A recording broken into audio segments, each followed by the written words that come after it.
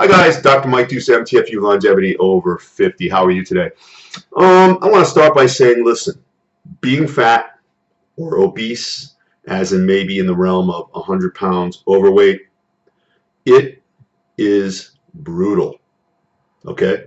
I want to quote my good friend John DeFendis, the chairman and creator of UltraFit, one of the biggest personal training associations in the country.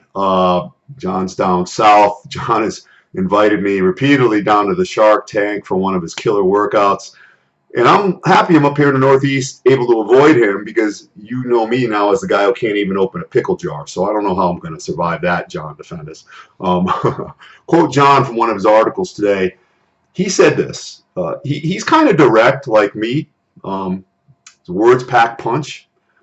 If you don't have the discipline to follow our program, then go eat a pizza and have a glass of wine and be honest and say that you don't want a great body and good health enough to make the commitment. And let me tell you, John is right. If you are, any level, listen, I've been there. If you go to MTFUcoach.com, my website, any of my Facebook pages, you've seen the story plenty of times where I got really fat and heavy. I can make excuses, but I had injuries, I got sick, I was on pain medication, I was laid up on crutches, and I gained, I carry 190 normally, I got up to 250 a couple of times, and I was an obese guy. If you saw him sitting next to me right here, you wouldn't think we were even related, and that was on me. I could give you reasons, but they're only reasons. Those aren't solutions. It was on me, and just like you, if you're obese, 100 pounds or whatever, that's on you. It's on you. It's terrible. It's unhealthy. It's not that you're big boned. It's not that you have a problem with your metabolism. You do not have an endocrine disorder. You may have a deeply seated emotional problem, but all these things I just mentioned, even if they do exist, except for the big bone thing, that's nonsense. They're easily correctable. And so again, we've cleared that up. It's not that. It's really you. You're not willing to make the changes that in some cases, sadly, in our society, they make you somewhat of an outcast. The government says 1/3 of our population is obese. I say it's more like 2/3 because who listens to the government? They're wrong about everything. I don't even know what their job is. They want to make it seem like they're doing their job. Only 1/3. No. It's much, much worse than that. You're making poor choices.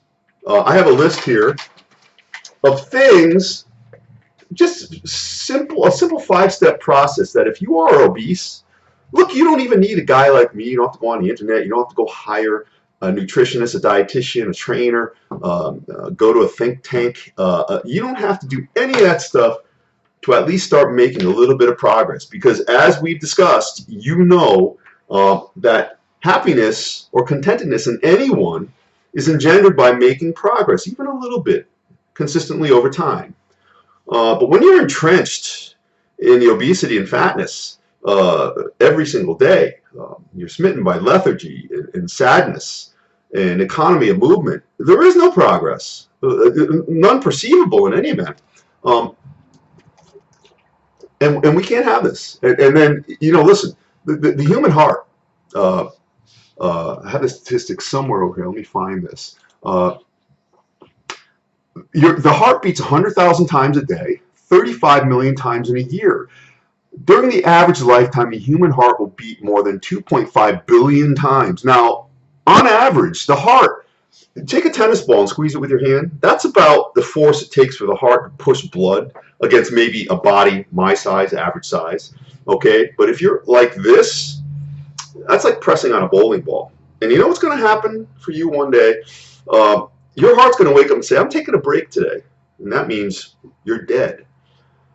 Quickly, when I had my chiropractic clinic coupled with my weight loss clinic, I had a good enough reputation where some of the local pain management clinics would send me their patients, kind of like failed patients, I think, because the whole pain management thing, we have people who are smitten by a pain syndrome. Because of that, they lend themselves to lives of lethargy, and as I mentioned earlier, economy of movement. They're not moving around. They're gaining a ton of weight, and it's a real quandary. The pain management doctors are just prescription writers, and I don't mean that in a bad sense, but they sent them to a guy like me, and I had a fully outfitted, highly technical system at my office. I remember one individual woman they sent to me, and she was about 200 pounds overweight on her last leg, literally and figuratively.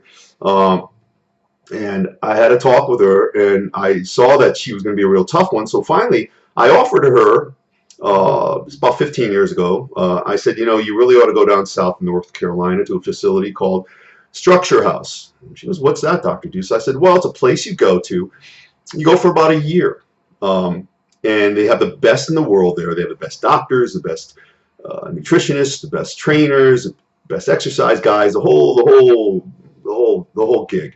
And you stay there and you lose the weight. You stay there. So, but the thing is, you got to give them like $200,000 or some crazy number, all cash, no insurance nonsense. So she's like, oh, where am I going to get that? I go, well, you own a house, right? She goes, yeah. I go, well, sell your house.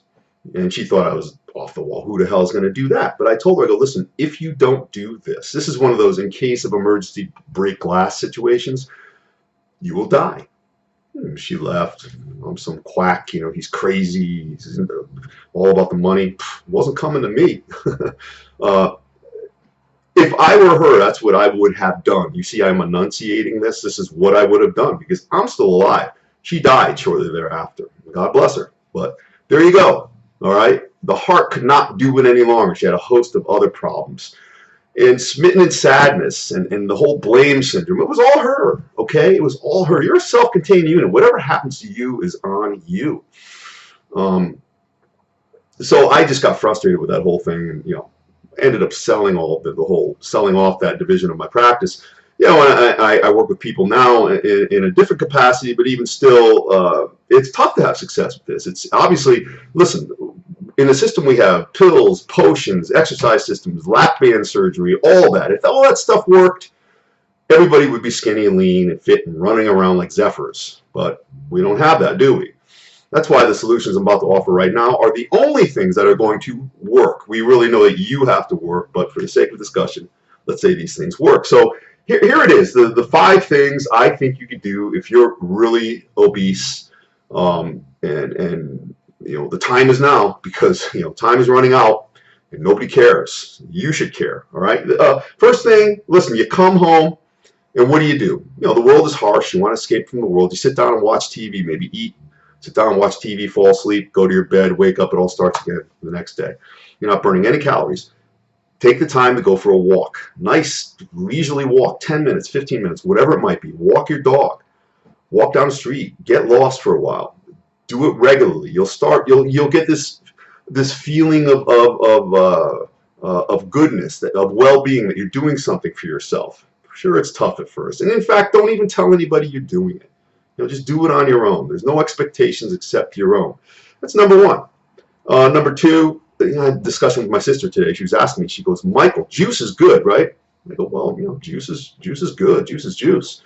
Orange juice, grape juice, but then I got the gist of it. I go, no. If you're talking about calories, listen, a little pint of grapefruit juice or grape juice, oh, it tastes great, but it's full of calories, and it's not as satisfying as getting the same calories from food. So I'd rather see you eat something that's more calorie dense and it'll take more space in your body. No juice. If you're really obese, start drinking only water. Okay. Only water, maybe some Crystal Light for some flavor or whatever. But that's another big step. And again, it's much worse to drink your calories on than to eat them. And it's a lot easier to do that. So if you make that little cut, just start maybe 1 or 2 glasses a day and let it proliferate from there. That's number 2. Number 3, let's say you eat at fast food restaurants all day. 3 times a day, Burger King. Well, one of those times, start like this. Instead of a cheeseburger, get a grilled chicken sandwich. It's not a big change, but it's a change. You'll start feeling a little better. You'll start feeding the muscle a little more instead of just feeding the fat, and you'll energize yourself just a little bit. I mean, that's a start. And as you go, and as you start getting that progress, as we mentioned, you'll be motivated and you'll do even more. But don't do too much at first. You do too much at first, you'll quit and you'll fail. And it happens all the time. Number 4. You got to eat some veggies. This was a problem for me, but I'm up to 2 big bags of frozen broccoli a day. And I learned to, I guess I like it. It's not like eating a bowl of macaroni, but I like the effect I get out of it. It helps to fortify the engine that is my metabolism. It's good fiber, and it helps keep me regular. Find a vegetable that you like. You know, we've been brought up not to like vegetables, but you got to get them in there somehow. Okay, and you eat more of those, you're going to eat less of the junk. Another simple step. And finally, you've got to do some type of strength training. Don't have to go to a gym. Listen, there are no excuses. It doesn't cost a lot of money to do this. You can join Planet Fitness for like 9 cents a month or whatever the hell their deal is.